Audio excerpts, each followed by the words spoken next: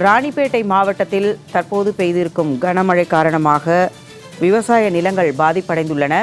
அரக்கோணம், சோழிங்கர், நெமிலி, பணப்பாக்கம் உள்ளிட்ட பகுதிகளில் பயிர்கள் நீரில் மூழ்கி சேதமடைந்துள்ள காட்சிகளை தற்போது அண்மை செய்திகளாக பார்த்துக் கொண்டிருக்கிறோம். இது பற்றிய மேலும் கூடுதல் விவரங்களை செய்தியாளர் சுமன் ராணிப்பேட்டையிலிருந்து வழங்குகிறார். சுமன், கூடுதல் விவரங்கள் என்ன? வணக்கம் ஜெயா. வங்கக்கடலில் உருவான பெஞ்சல் புயல் காரணமாக ராணிப்பேட்டை மாவட்டத்தில் உள்ள அரக்கோணம், சோளிங்கர், நெமிலி, பணப்பாக்கம், திமிரி, கலவை, ஆற்காடு, ராணிப்பேட்டை, வாலாஜா உள்ளிட்ட பல்வேறு பகுதிகளில் சம்பா பருவத்தில் பயிரிடப்பட்டுள்ள நெற்பயிர்கள் முற்றிலுமாக சேதமடைந்துள்ளது. குறிப்பாக சம்பா பயிரானது ஏற்கனவே விவசாயிகள் அறுவடை செய்யப்பட்டு இருக்கும் நிலையில் காலதாமதமாக போடப்பட்ட பயிர்கள் தான் இப்போது சேதமடைந்துள்ளது. குறிப்பாக தற்பொழுது நவரை பருவத்திற்கான பயிர் நடவு பணியானது துவங்கியுள்ள நிலையில் ஒரு சில வாரங்களுக்கு முன்பு அந்த நாற்றுக்கள் நடப்பட்டு இருப்பதையும் அவர்கள் நீரில் தற்பொழுது மூழ்கப்பட்டு சேதமடைந்துள்ளது.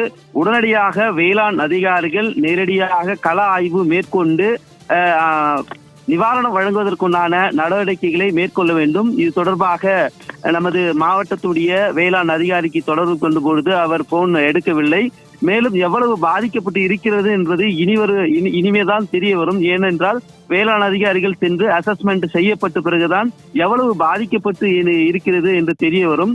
குறிப்பாக ராணிப்பேட்டை மாவட்டத்தில் இந்த புயல் காரணமாக மாவட்டம் முழுவதுமே 145 சென்டிமீட்டர் மழை பதிவாகியுள்ளதாக மாவட்ட நிர்வாகம் தெரிவித்துள்ளது.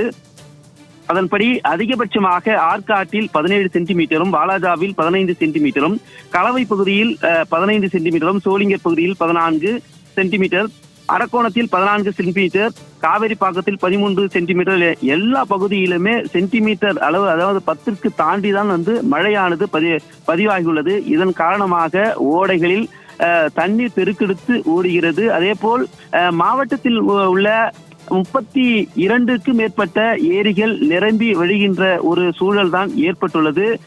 மாவட்ட நிர்வாகமும் அதற்குண்டான பாதுகாப்பு நடவடிக்கைகளும் மேற்கொள்ளப்பட்ட நிலையில் 47 தற்காலிக முகாம்கள் அமைக்கப்பட்டு தற்பொழுது 42 குடும்பங்கள் அதில் தங்க வைக்கப்பட்டு அவர்களுக்கு தேவையான உணவு மற்றும் மருத்துவ வசதிகள் செய்யப்பட்டுள்ளது.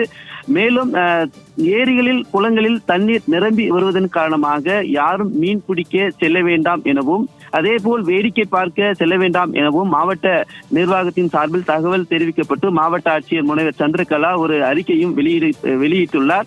ஆகவே இந்த பயிர் சேதங்களை உடனடியாக வேளாண் துறை அதிகாரிகள் கணக்கிடப்பட்டு வேளாண் விவசாயிகளுக்கு நிவாரணம் வழங்க வேண்டும் என்பதே ஒட்டுமொத்த விவசாயிகளுடைய கோரிக்கையாக உள்ளது. ஜெயா, மழை காரணமாக பாதிக்கப்பட்ட ராணிப்பேட்டை விவசாயிகளின் நிலைமை குறித்தான விவரங்களோடு இணைந்தமைக்கு நன்றி சுமன்.